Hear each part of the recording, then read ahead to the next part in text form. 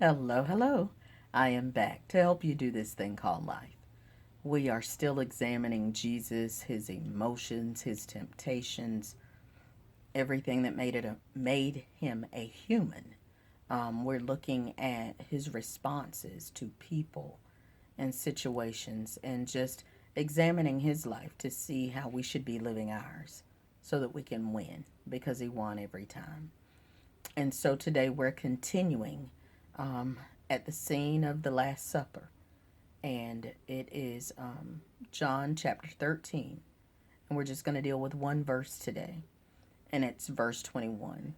And it says that Jesus was deeply moved and that he openly said to the disciples that one of them would betray him. And, I know there's a message in there, and I'm like, okay, what is it, Lord? What is it?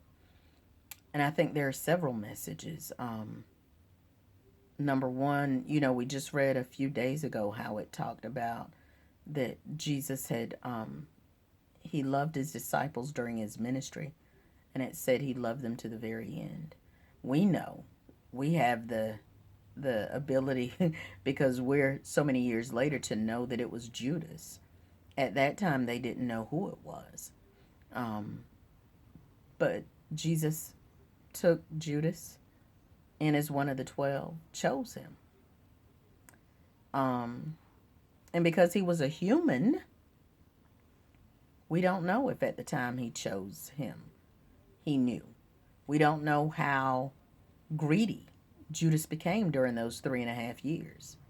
I'm not sure how long. I know Jesus' ministry was 3.5.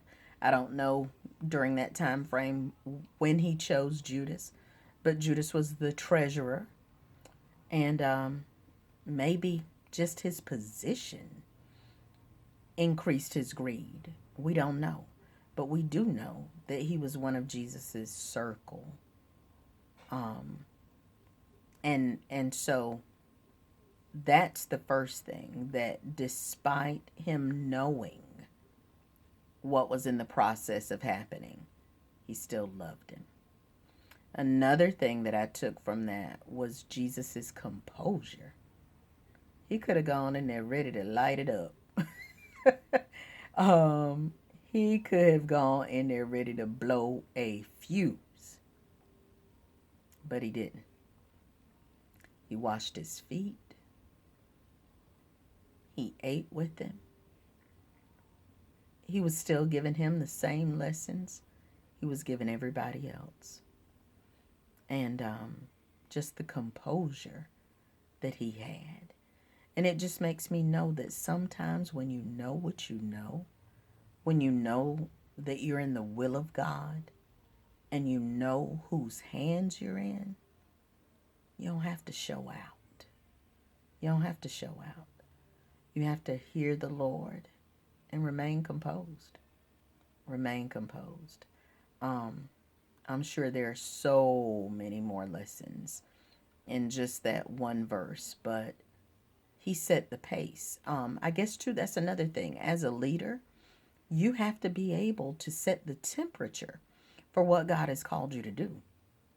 And we're going to see it again later. We're going to see where some things could really get out of hand. And Jesus was still the peacemaker. And so even when disciples did step outside of what he would have done, he reeled them back in. Now that ain't how we handle things.